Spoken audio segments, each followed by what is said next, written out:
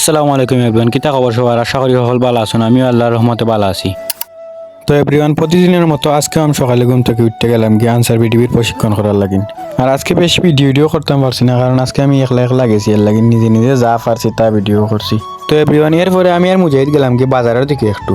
আর বাজারে যাওয়ার পরে চিনি চা পাতা আর কিছু বিস্কুট লইলাম আমরা। আর এগুলা লওয়ার কারণ হইলো আমরা হাজরাই গ্রামের মাঝে একটা তালামিজর আঞ্চলিক শাখা আছে। আর আজকে আমরা ও আঞ্চলিক শাখা তো গ্রামের সকল মুরব্বী এবং নজওয়ান ভাই লইয়া আমরা একটা জরুরি আলাপ করার লাগিন সকলরে এশার নামাজের পরে আমরা ই মিটিং থাকার লাগিন দাওয়াত দেওয়া হয়েছে। এর কারণে আমি আর মুজাহিদে বাজারে গিয়া ই খরচগুলা করছি।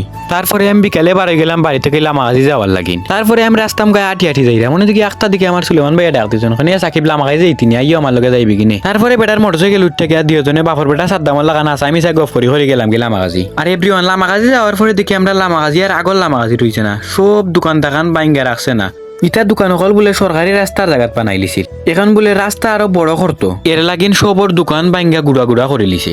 আর এভরিওয়ান, লামাগাজি গিয়া বেশি সময় থাকছি না, লামাগাজি গেছিলাম একটা ব্যাগ লোয়ার লাগিন। আর ব্যাগ লইয়া মুখের মাঝে একটা ফান হারাইয়া মুরাই আইলাম বাড়ি। আর যেহেতু এসার পরে আমরা একটা মিটিং আছে, এর লাগিন উঠানোর মাঝে চেয়ার গুলা খুব সুন্দর করে সাজাইয়া আমরা রাখিলাম। আর এভরিওয়ান, আজকের ব্লগটা ও পর্যন্ত আছিল, দেখাইব অন্য কোনো ভিডিওতে। সবাই ভালো থাকবা, সুস্থ থাকবা। আসসালামু আলাইকুম।